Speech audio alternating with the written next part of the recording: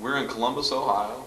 It's August the 28th, 1997, and we're here with Charles M. Fitz Jr., Charlie Fitz, more informally called, and of the 66th Battalion? C Company 66th Infantry. Of the C Company. And I'd like you to start with just where and how you grew up and what your parents were like. My parents were quite lovable, fortunately. I was born in Tuscaloosa, Alabama, but I moved away from there into Mississippi when I was 4 years old. My father was in the lumber business, and I've lived in Mississippi for 68 years. I grew up in a small sawmill town where I had the advantages of living in the country. I went fishing every day after school, and I hunted every afternoon when the hunting season was open. My father did a lot of that with me. It was right after the Depression, and there was no money, and everybody lived just comfortable lives of closeness. Families were so much closer then normally than they are now. There was nothing to do. We grew up in a home of love, and hopefully it has influenced my life. I graduated from Meridian High School on the night of June the 1st, 1943, and on June the 16th of 1943, I reported to Fort McClellan, Alabama. I had turned 18 on the 18th day of December, 1924. I was born in 24, so in 42, I was 18 years old, and at that time, the draft, on your 18th birthday, you went to the draft board and registered for the draft. I got an automatic deferment because I was a senior in high school, and the principal wrote a letter that I would graduate, even though it was 6 months early.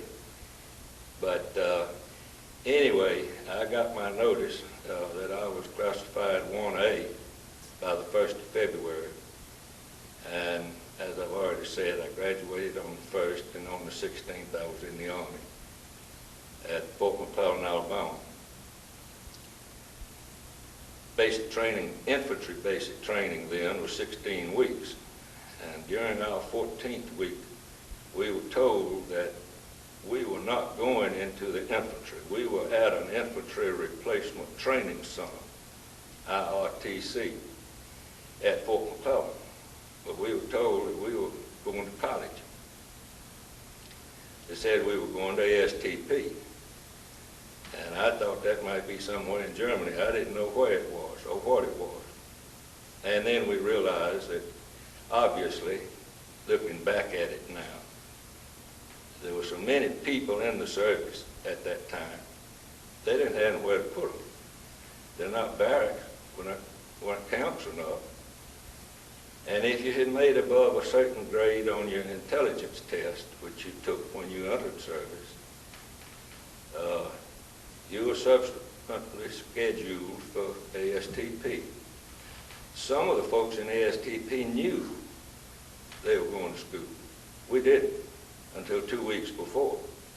And I don't know whether it's good or bad. Anyway,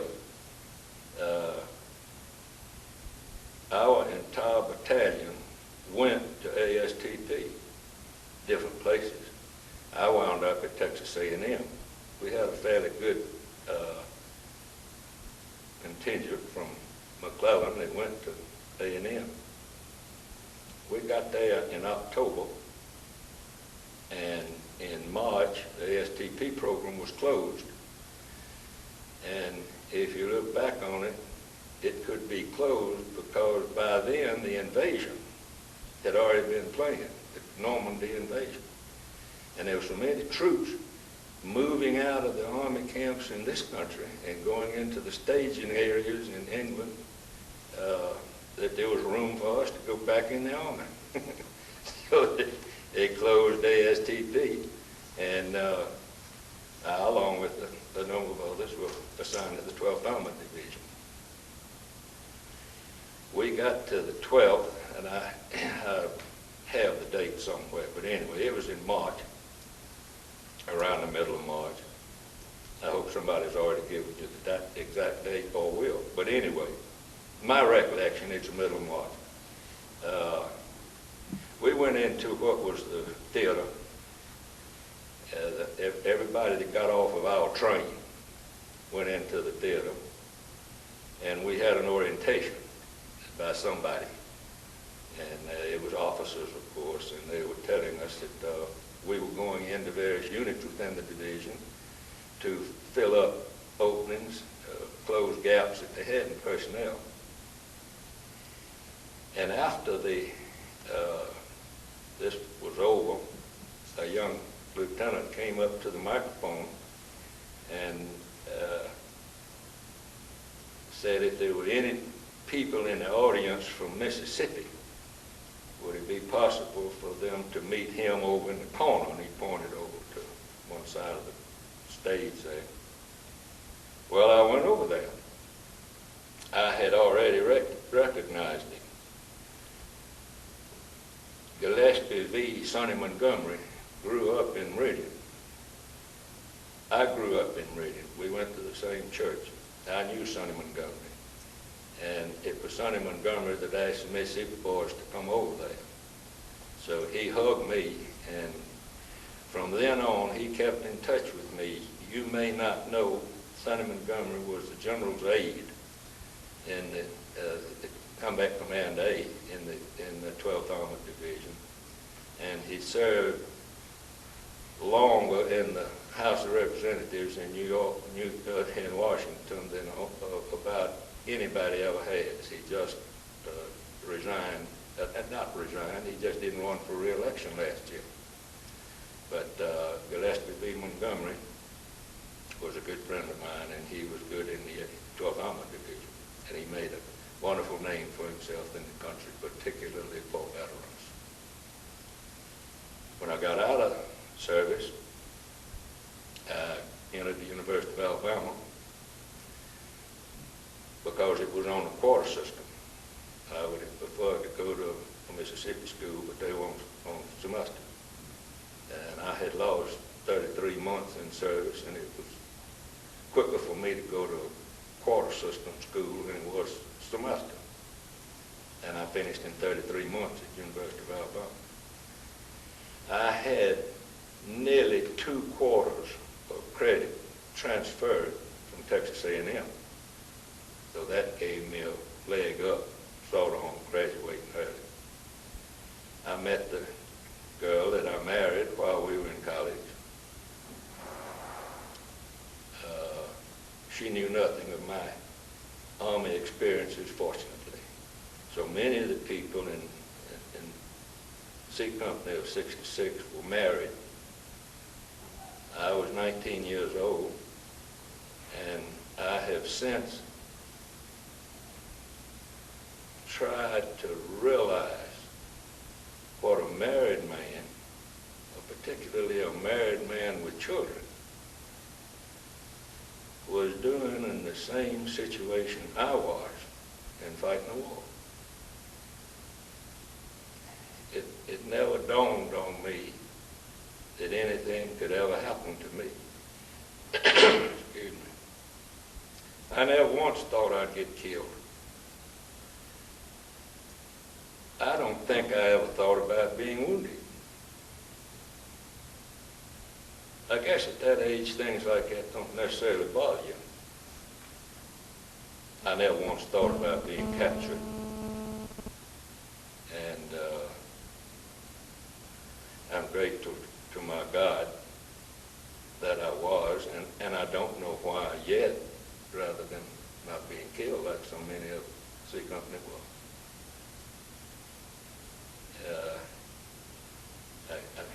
I continually wonder why I'm still alive.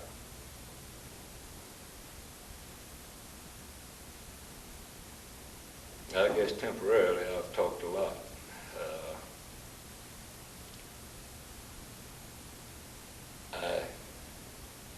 I'm so very fortunate.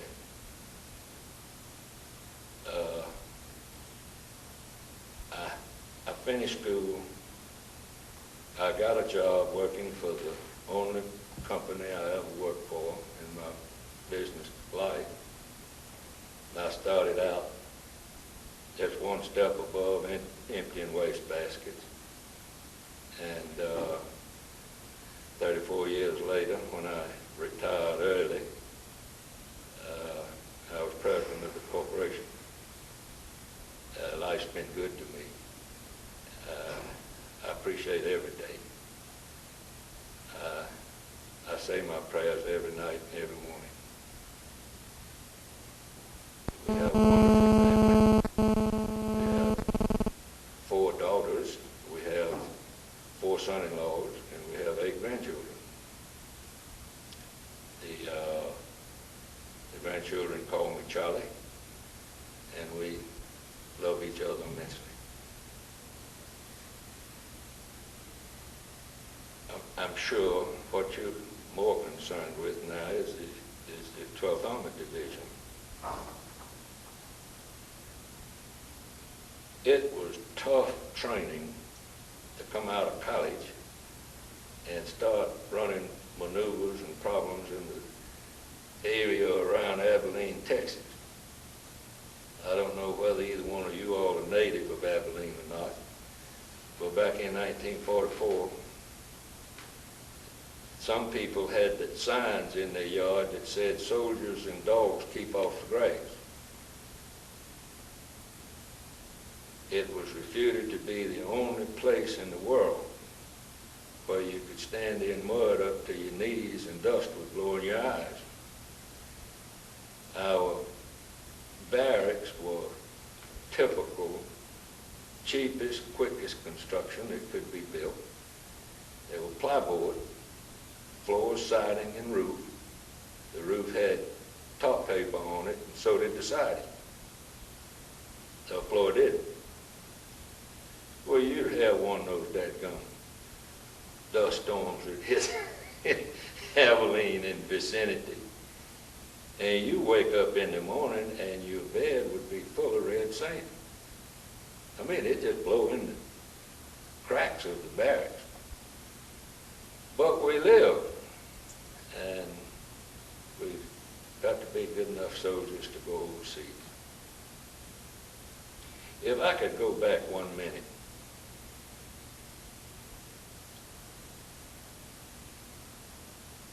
I think I mentioned before this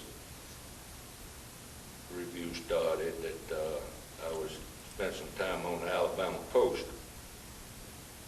In 1939, in September of 1939, when Hitler invaded Poland, my dad and I were fishing in Perdido Bay.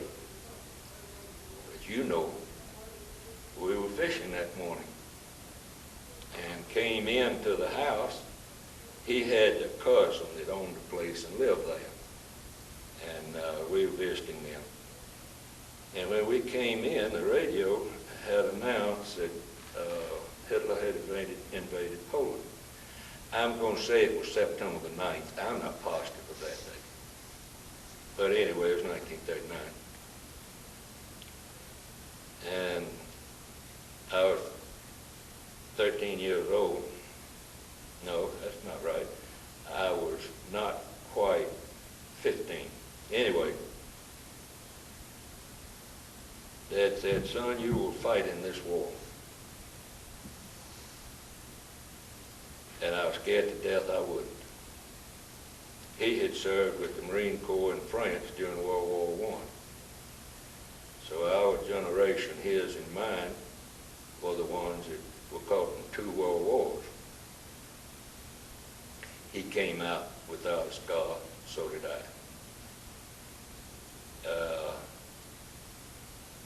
Now, where was I when I digressed? Abilene and the dust storms. We trained hard. It was difficult. It was always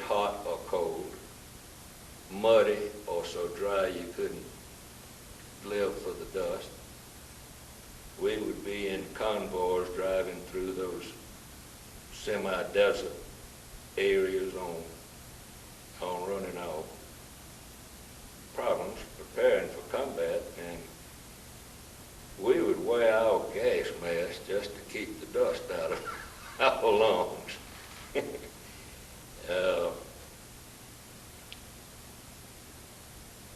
We prepared. The Army accepted us for combat readiness, I reckon you'd call it. And we prepared to move from Abilene to somewhere overseas. I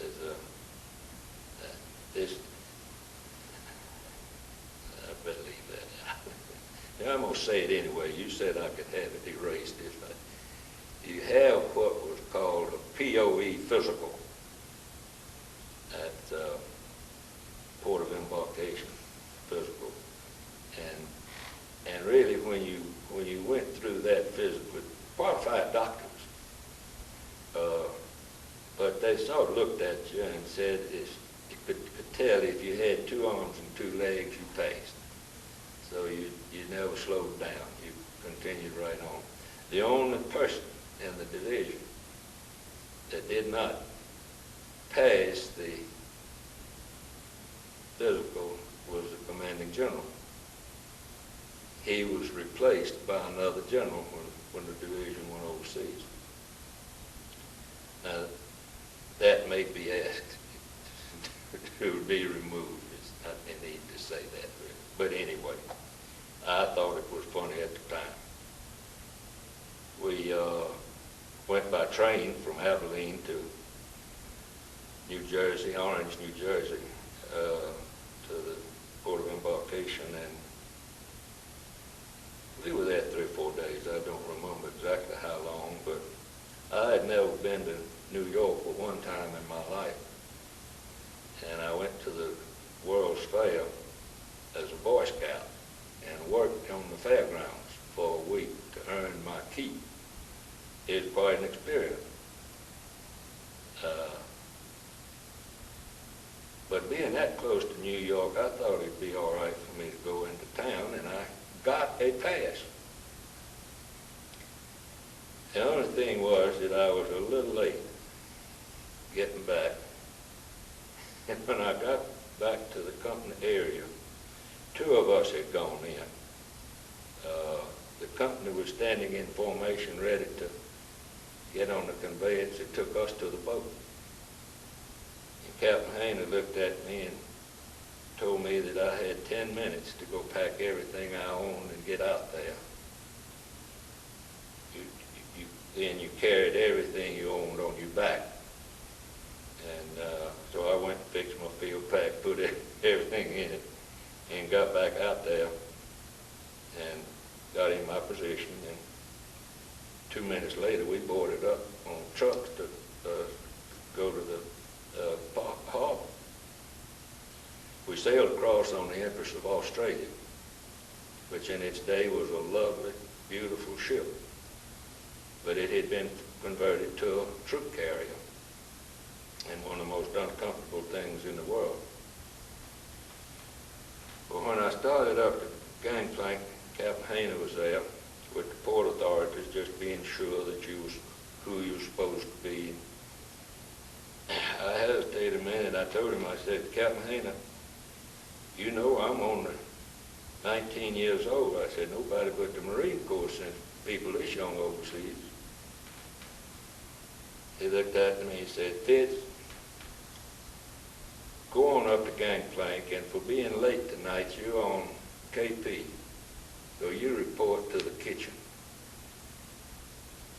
Well, I was on KP all the way across, 15, 16 days we were on the ship.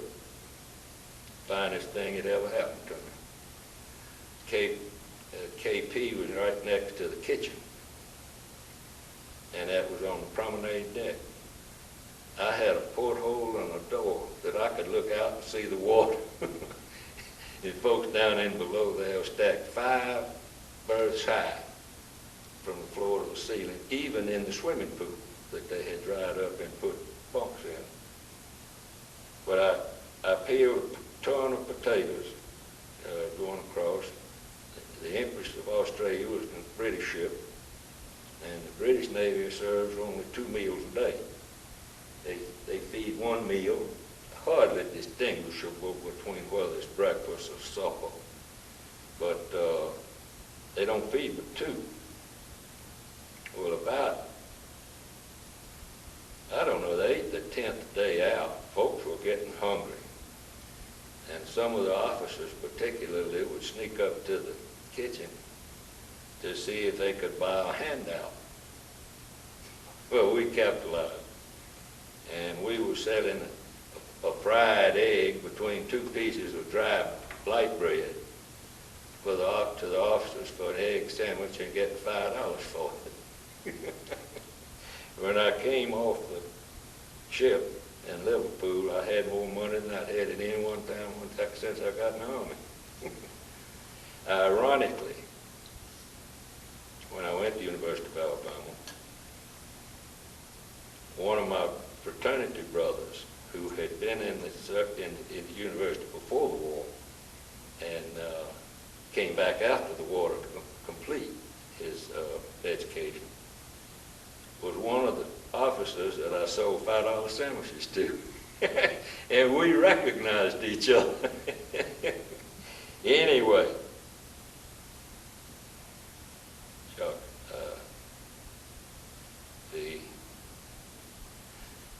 we entered in England. We stayed there a while and then across the channel into France.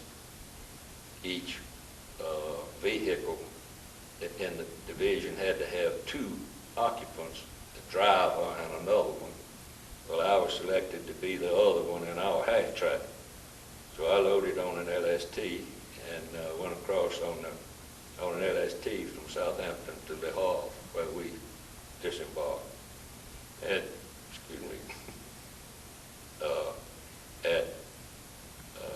when we got to Le Havre, the harbor was so crowded, we bounced out in the channel for 2 days before we could get up to the pier to unload. Well, that was in early October, as I recall it. And on board that LST was the last shower I had until I got back to the hospital in England somewhere around April the 20th. So I went that long without a bath. I would wash, but it would be a washcloth and a helmet full of hot water. But to take a real bath, I went from October to late April. We were captured at Herlisheim, right outside of Herlisheim, Stonewall Forest. And what could be, if you wanted to, it was a mistake. Nevertheless, it happened. A lot of good men were dead. The Germans opened fire on us right after we had captured 2 Germans who told us then somewhat of the situation was. He told Lieutenant Joseph, who was company commander. And Lieutenant Joseph did a right flank, we called it, turned a right angle. Well, the way it happened, apparently that was one of the worst things you could do at that time, but nobody knew it. Anyway, a whole good flank of the company was just stuck out there to the fire from the Germans when it opened. I think those that were killed, I would expect that 85% of them were dead before they hit the ground. Some of us lived. Some of us were not wounded. I was one of those few.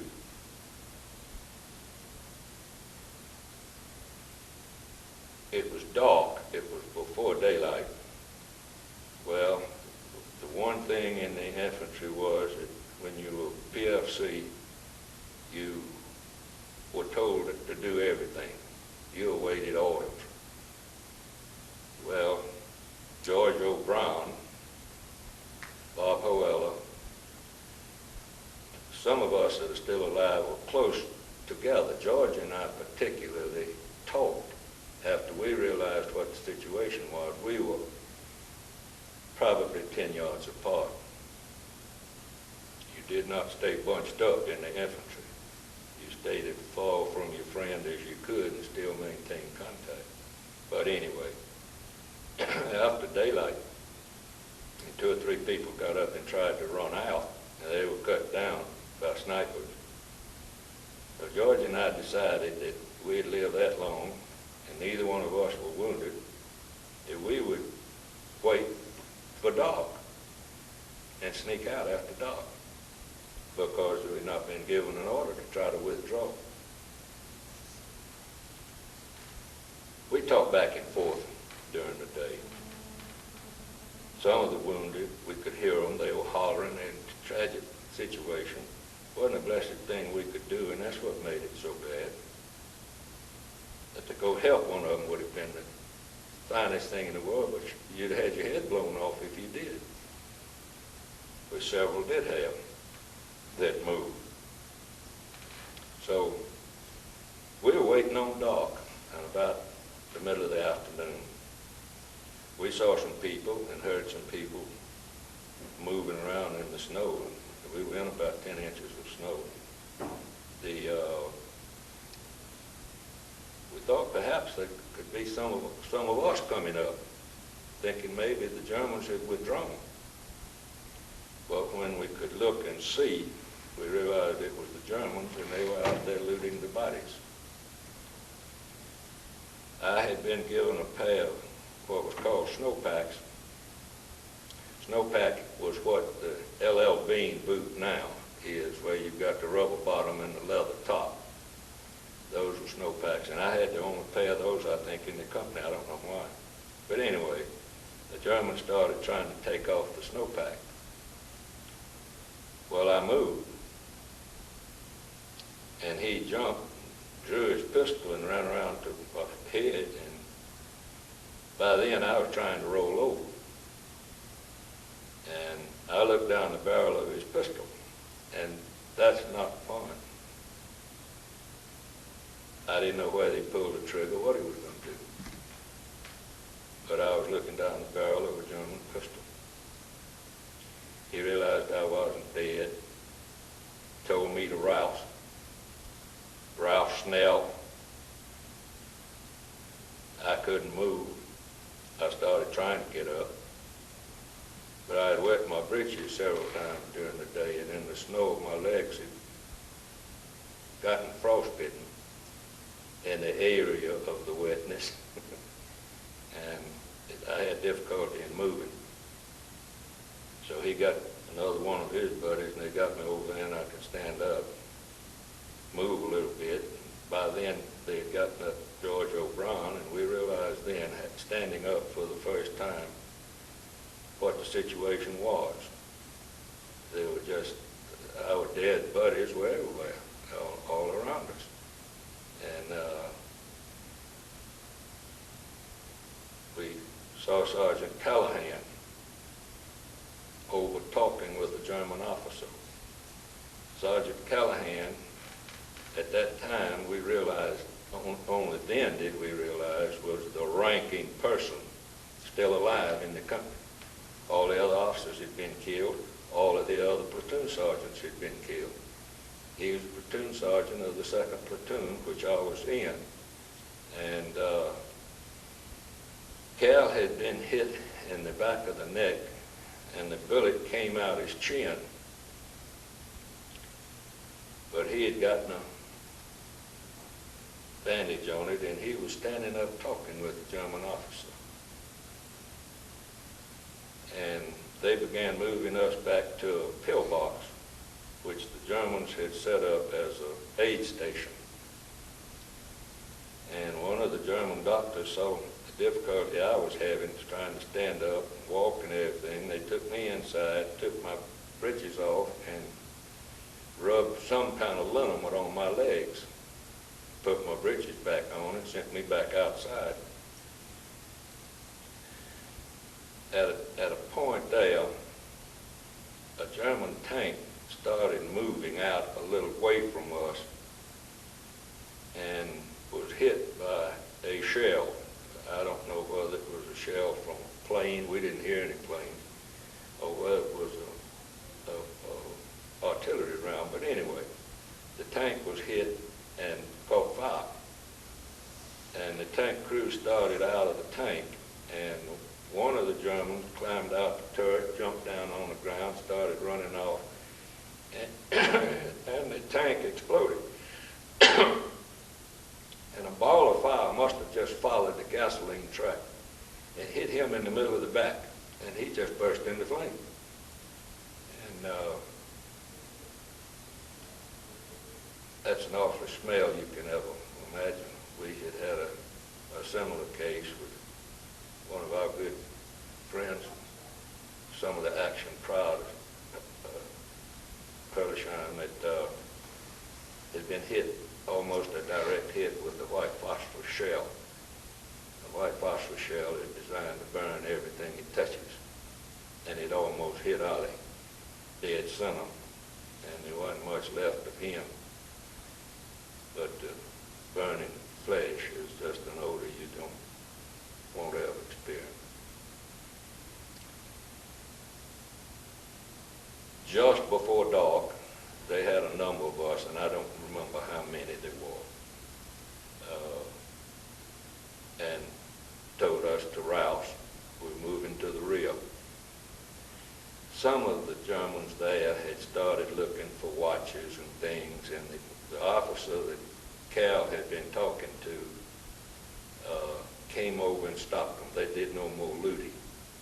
That's one reason I was able to keep my prayer book and a fountain pen and a watch that Mother and Dad had given me for graduation.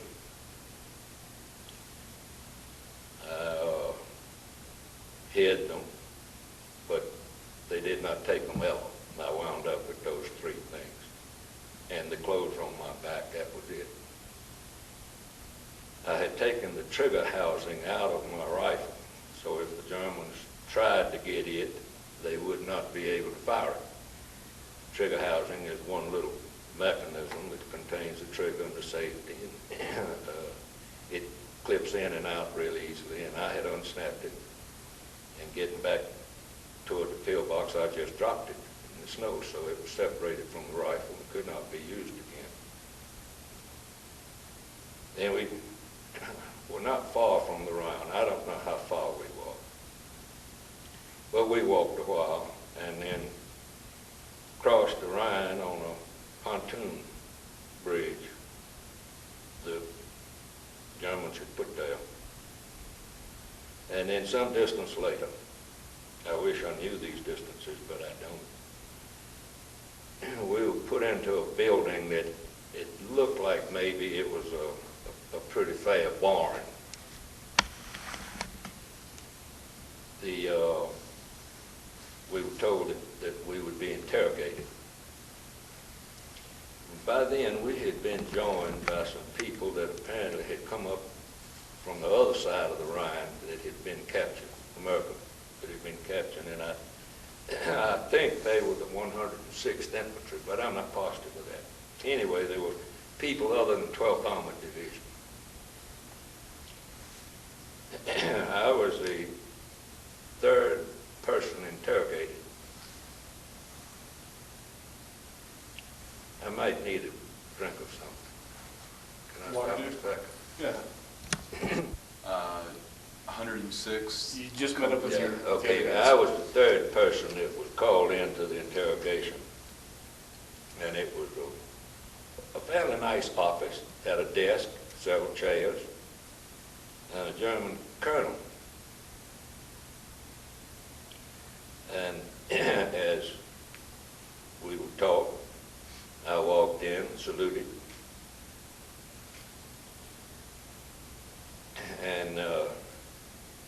sit down, asked if I wanted a cigarette or a glass of brandy. I wanted both of them, but I thanked him and said, no, thank you. And he said, well, I need to ask you a few questions, and I'd like to know what unit you were in. I said, Charles M. Fitz, Jr., PFC, 34635552. He said, PFC Fitz, tell me what unit you were in. I did it again. This is what we were taught. This is all you were required to give, and that's all you did give. He got up and came around from behind the desk. Of course, he had his pistol on. I didn't know whether he was going to shoot me there or what he was going to do. And he says, Fitz, he says, you're in the 2nd platoon. You were the assistant squad leader of the 60 millimeter mortar squad in the 2nd platoon of C Company of the 66th Armored Infantry Battalion, Combat Command A of the 12th Armored Division. Now all I want to do is to notify your parents that you're all right. I gave him my name, rank, and serial number. He says, you're stupid. He says, I know you're from somewhere in the South just because of the way you talk. Please let me notify your mother. Dog tags originally had a name on them to be notified. Later on, they found out that was trouble, and they issued new dog tags without names. And mine had my mother's name on it, the original ones. But anyway, he told me that I was dismissed, and one of the 2 people that went in there before I do, and I don't know who they were, must have told him everything he wanted to know. That hurt. That somebody that was trained just like I was did something like that, that gave them all the information on PFC, me. And he spoke better English than I did, the German colonel. It was, that was one experience. And we stayed the rest of the night there, and the next day, how many of us there were, I don't know. It was by then the 2 divisions. And we started walking, and we walked about 4 days from wherever we were close to the Rhine to Stuttgart, big city. And we had what appeared to be a school, and we were billeted in a building that appeared to be a horse ring, indoor riding rink. And it was, we were told it was Stalag 5A. So that's when we were officially in German prison camps. On the walk to Stuttgart, going through the little communities, there weren't many young men there, but the women and older children would line up along the street. We'd walking through and spit on us, hit us with sticks and stuff like that. That was just expected. At 5A, we were talking earlier today, some of us, about this, and I'm not certain, but anyway, at some point in our capture, if you had 2 items of clothing, they took one. I had on 2 shirts and a sweater and a jacket. They took one of my shirts. I had on 2 pair of long john. They took 1 pair. Left me with 1. I had a pair of dry socks in my pocket. They took them. So I had one uniform. That was it.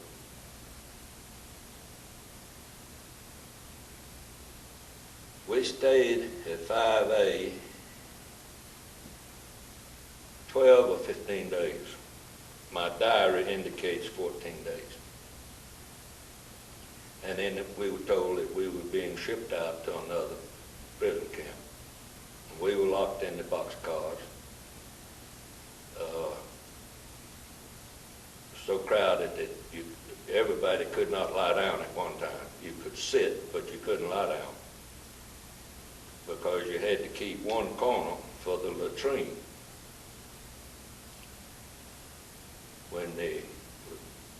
I don't know what the distance was that we traveled, but we went from Stuttgart to Hanover. That's not correct. We went from Stuttgart to Fallingbostel.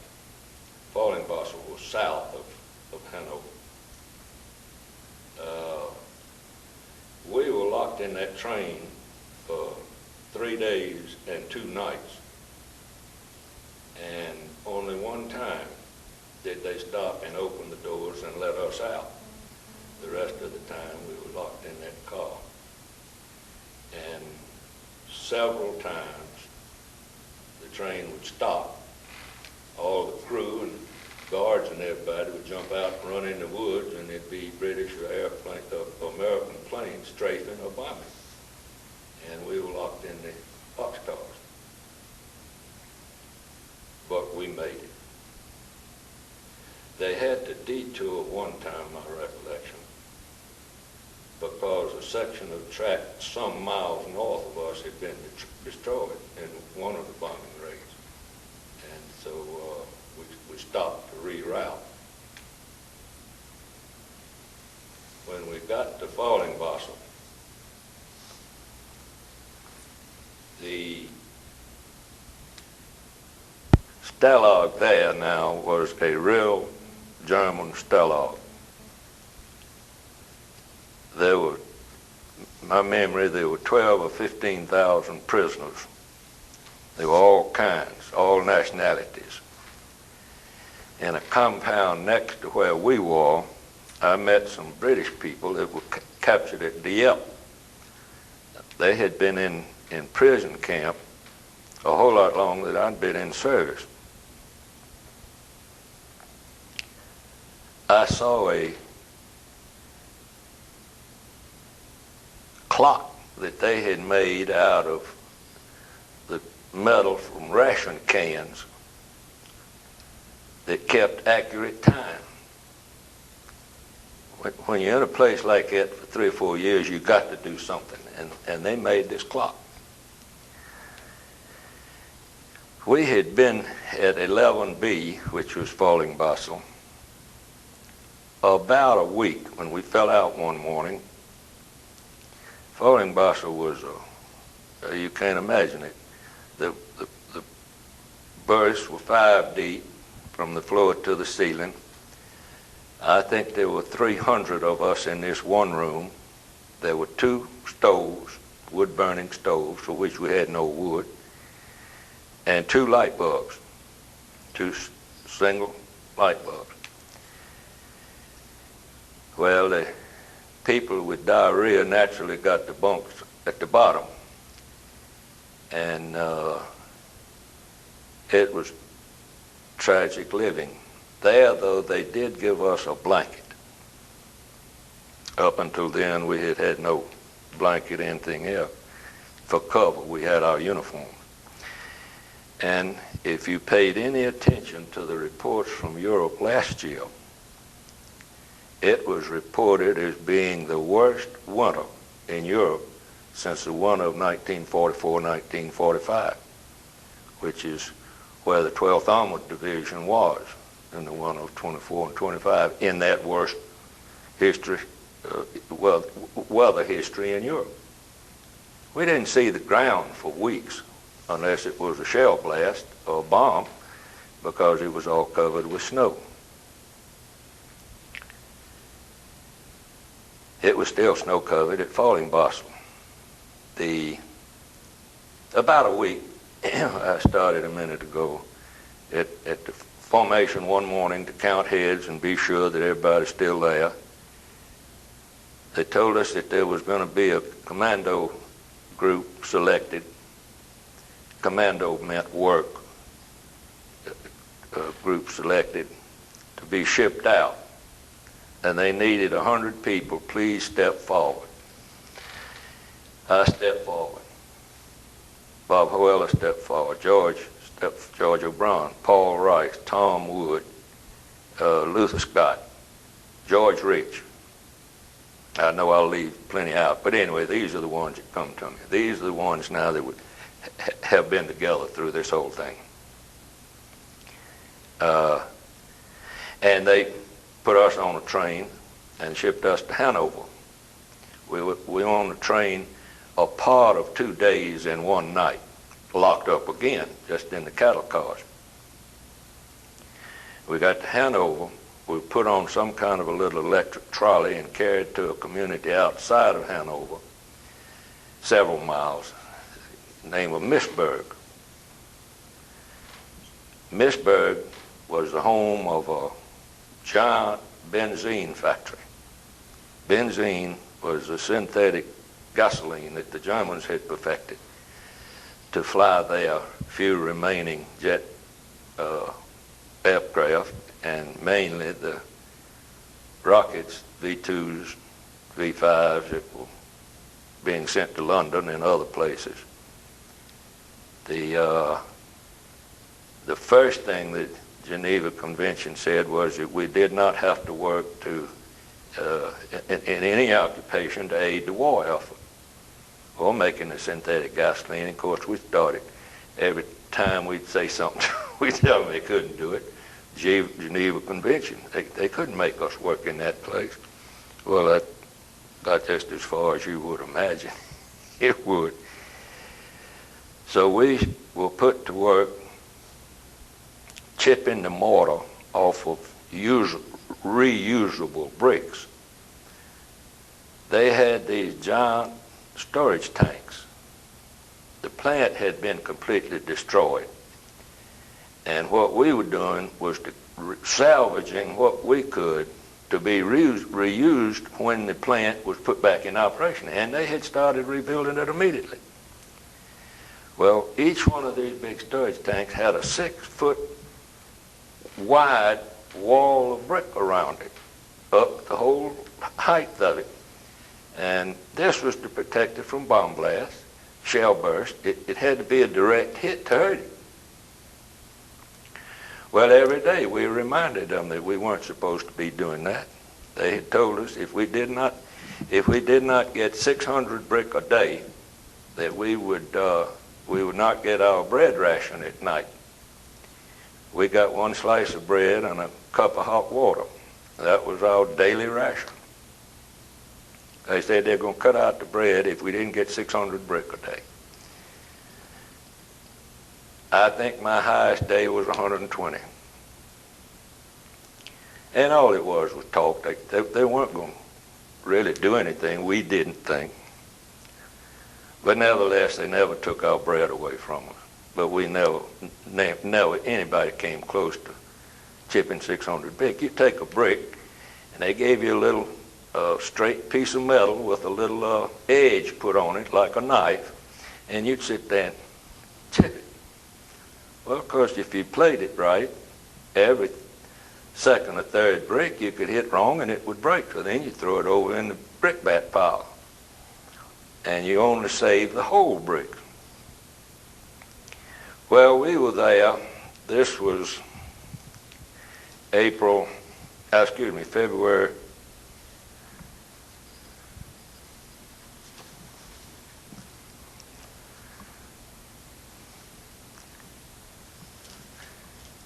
Excuse me, I didn't mean to be taking so long.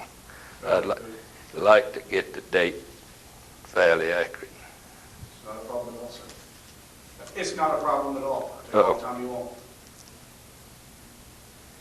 All right, we arrived at 11B on the 7th of February. We left 11B on the 15th of February. All of these dates are 1945.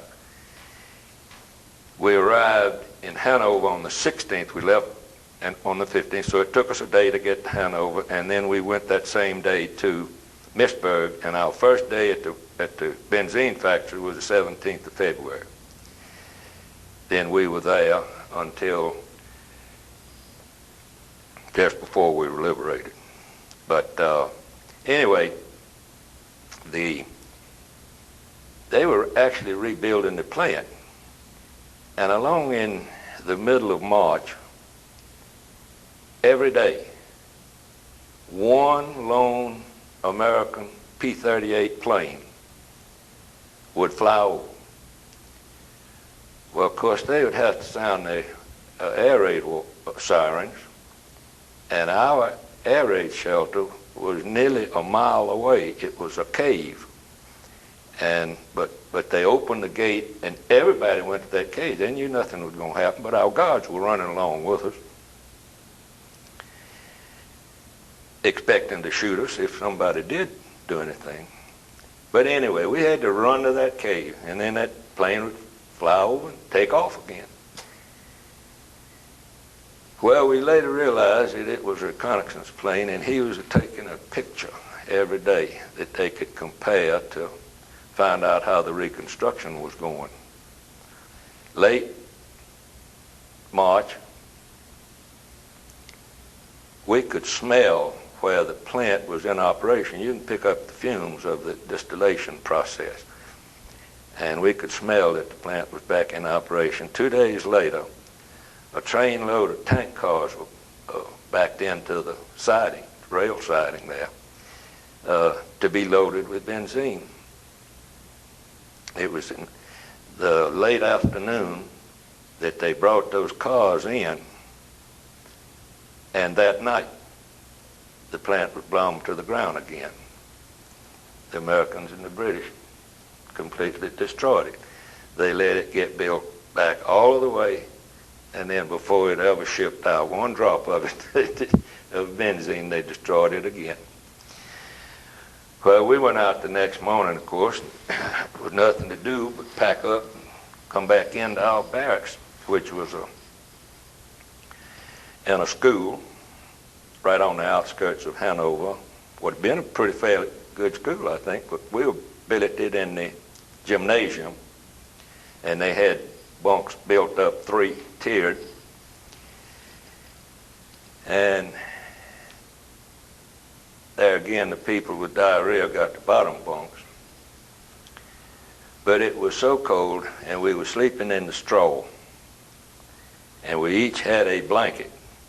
So 2 or 3 of us bundled up together every night. Being in the straw, we were eaten up with lice. The joke was at night you'd be lying there and somebody say, "He's crossing my navel, I'm chasing him." You could feel him crawling all over you. And the three of us, George O'Brien and Paul Rice and I, were bunked together because we had 3 blankets. And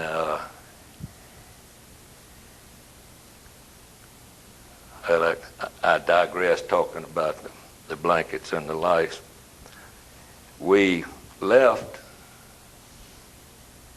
Missburg on the 7th of April. The Germans just were going to do everything they could to keep us from being liberated. They're going to hold us as long as they could. They just started walking us. The first day we walked 31 kilometers. Stopped wherever they could find a building big enough. There were 100 of us in this group. They stopped wherever they could find a building, a barn if we were in the country, a warehouse, or anything if we were in a little town, so they could lock us inside. We were getting very little to eat then. And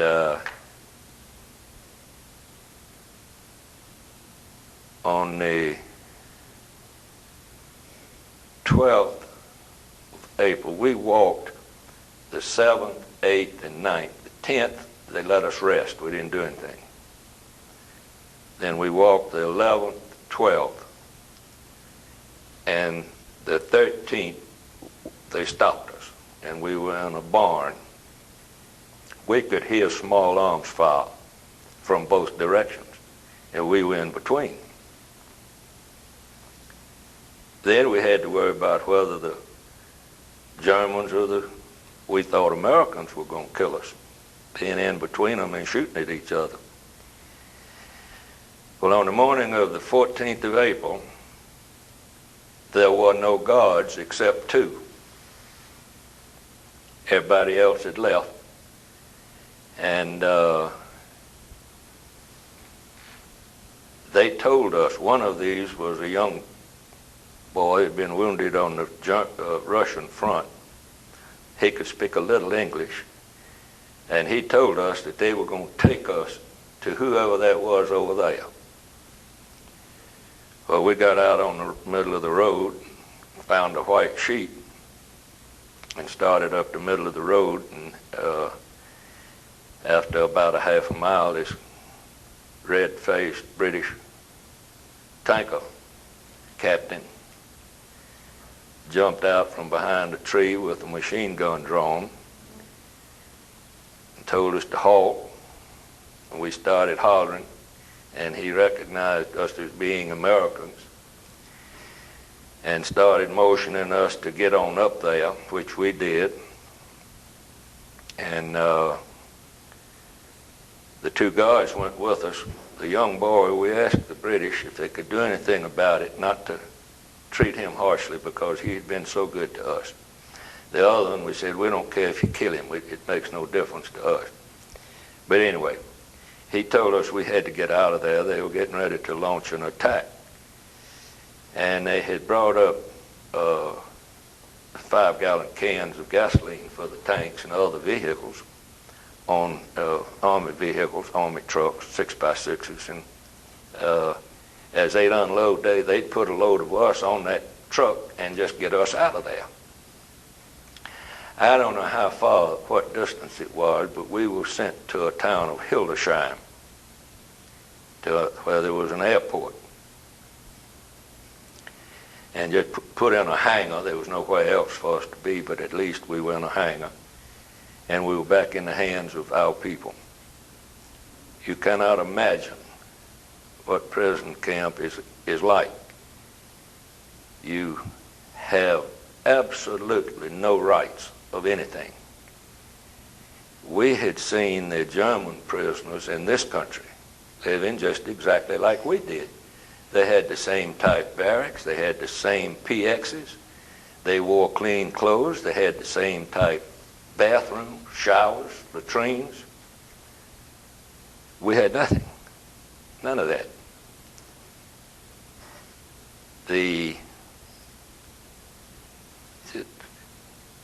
To realize that you can't do anything, you cannot do anything without jeopardizing your life, is a tedious sort of position to be in.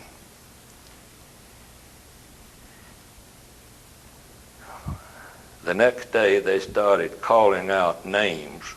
They put us in groups of 25. Took us out beside the runway at the airport, sitting on the ground. And every time a plane would come in with gasoline, they would unload the plane, put 25 of us on it, and fly us out. Sitting on the floor. There was nothing in it but the floor. And I was on call in the group for about the 3rd plane that came in. This is when we were all split up. I was the only one called for that group. George O'Brien was called for another group. Paul was called for another group. It just was like that. But anyway, we split up then. I was flown to Oxford, England. There was a big army hospital at Oxford. Why I was sent there, I don't know. But we had been given the name Repatriated American Military Personnel. Well, automatically that became RAMPS, R-A-M-P-S, Repatriated American Military Personnel. Logically, somebody put a T in front of it, so we were tramps. We were the first tramps that had flown into this particular hospital. Well, they put on a big welcoming for us at the airport. And some of the young ladies met us when we stepped down off of the plane, one on either side of each one of us, and started into the hangar. And it had a tent sitting off over to the side, just a regular Army tent. And they took us up and they said, now you go in this door, and when you come out, we'll get you at the other end. Well, that was a delousing tent. DDT was legal then, and it worked wonders with lice. They had these hoses, and they'd stick a hose up your sleeve, and squirt, and stick it down your back, down your front, up your breeches leg, down your waist, inside of your shoes, in your hair. And DDT was just as white as that tablecloth there, and you came out looking like Casper the Ghost. All of us were just white with DDT powder. But the girls were there and took us over to the place where they had cookies and some kind of a drink, but none of us could eat it. And immediately they loaded us up and took us to the hospital. It's still freezing cold. And they assigned a particular barracks to us. All of us were going to be in the same barracks because they didn't know whether we were contaminated with something or what. And we got up to this gate surrounding the barracks, and they told us to take off all our clothes. Cold as the devil. Said, take any of your personal articles, and then they gave us a little bag, said, put them in there, but take off all your clothes. Well, they were standing there with a bathrobe or blanket. So when you got naked, you put on a bathrobe, and they put a blanket around you. And before we got inside, they had already poured gasoline on all our clothes and started burning them. Well, when we got inside, they asked us what we wanted. Well, I ordered a steak and some eggs. Everybody got to order what they wanted. Well, they brought it. And I took about 6 bites of it, and my stomach couldn't handle it. It came right back up. And they laughed, said, well, now you're going to do what we want you to do, aren't you? They had cases of Gerber baby food in this ward that we were on. And they told us we could eat Gerber baby food anytime we wanted, as much as we wanted. Then the next thing they said, we could have a shower. Well, as I had said earlier, it was the first one I'd had since October. I had not seen myself completely naked in that period of time. I'd take off one thing at a time and wash it. But I never took off everything at one time and washed it. Well, when I saw myself, it scared me to death. I had weighed 180 pounds just before I was captured, and I weighed 128 when I got to the hospital. And that's skin and bones. I'd lost that much in a little less than 4 months. They didn't feed us. They didn't have much to feed us. We were supposed to get Red Cross parcels, but we didn't. We got 2 in the total time I was a prisoner. It had to be shared one time with 3 people and one time with 4 people.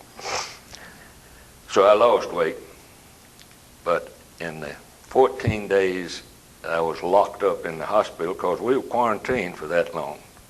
Oh, they were doing something to us medically every day, trying to find out what we had or didn't have or why or something. Eating Gerber baby food, I gained 32 pounds in 14 days. About this I got to the hospital about the 20th of April and stayed there 2 weeks. So early May, your routine was to be sent to London to one of the hotels they'd taken over and wait on transportation home. Your only duty you had at the hotel was to go down and look at the bulletin board every day, and if your name was on the bulletin board, you had to be ready to ship out at 8 o'clock the next morning. So you looked at the bulletin board every morning. If your name wasn't there, you did what you wanted to do all day long. I had not been paid. I didn't draw but $10 a month while I was overseas, but I hadn't been paid in 5 months, so I didn't have any money, and I borrowed some money from the Red Cross to get a haircut, and I bought a cotton shirt. I didn't want to wear a wool shirt again, so I bought a cotton shirt. But I had gone to the picture show on the 7th of May in the afternoon. 2 or 3 of us that had run together at the hospital. And you always look for a buddy in the Army. You had to have somebody. And on the afternoon of the 7th of May, somebody stuck their head in the picture show and said that the war was over. Well, I was in London on VE Day, and there's nothing like it. Those people had been in a war for 5 years, and they had had the town parts of London were absolutely demolished. You've seen pictures of it. You know all about it. I was there. The first time in 5 years, they started scraping the paint off of street lights. They had them painted so you couldn't see. And people walked around with flashlights. You had no headlights on your cars. You had a little strip, just enough so you could see from the headlight. Well, all of that was over in one day. They were free. The war was over. And there was one terrible celebration. I had taken the guard's pistol. I wanted a German pistol. And that was one thing I was going to take home with me. Well, I didn't have any money. I was in London, England at the end of the European War. No money, couldn't do a blessed thing. So I went to an Air Corps bar where a bunch of Air Corps pilots hung out. We knew about it all the time. And I laid my pistol up on the counter and just asked who wanted to buy it. Well, I finally got $120 for it. And I took half of the money. Now, this ought not to be said to Abilene Christian students, and I will accept your feeling toward me for it, but it happened. I spent half of my money on whiskey, and I had a party. Several of us had a party in London on the night before VE Day and on VE Day. And on the night of VE Day, May the 8th, we were sitting on the curb just watching people go by. And I saw this elderly couple, a man and woman, nicely dressed. You could tell they were cultured type people, walking down the street arm in arm, crying their eyes out. And I walked over and stopped them and introduced myself and said, I'm just so happy to be here enjoying this celebration. There's never been anything in the world like it. And I'm wondering why you're crying. I guess that was one of the stupidest things I've ever done.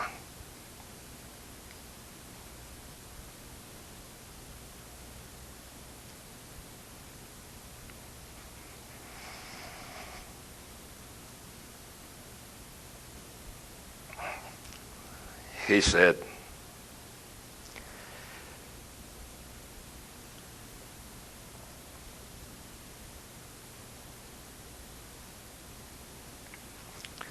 "We lost our 5 sons in the war."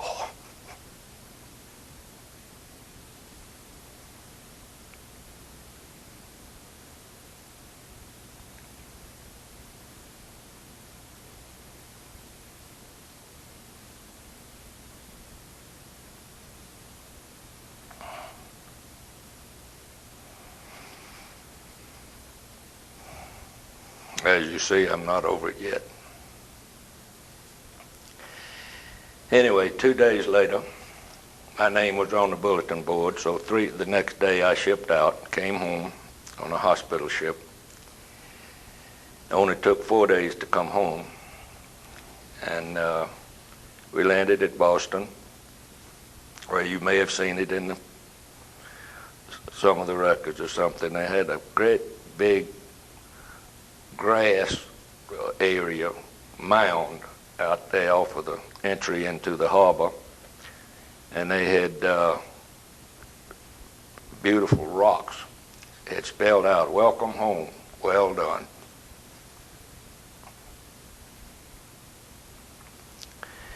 Put on a train.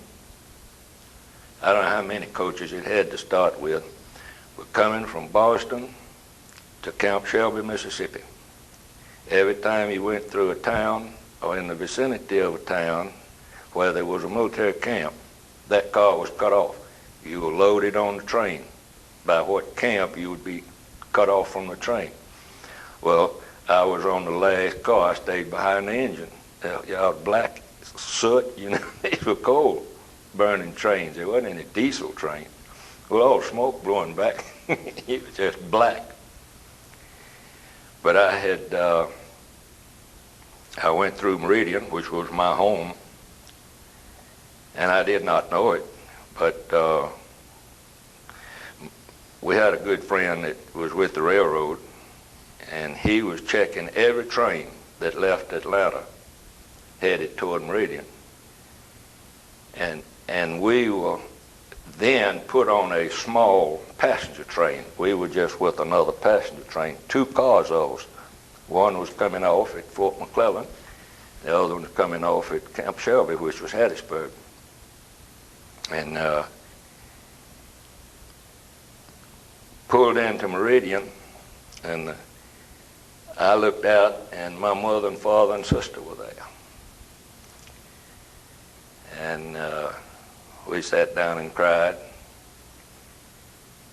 and in 15 minutes I had to get back on the train, and they came to Hattiesburg to get me the next day, and I had a 60-day delay en route before I reported back to Miami Beach to be reassigned.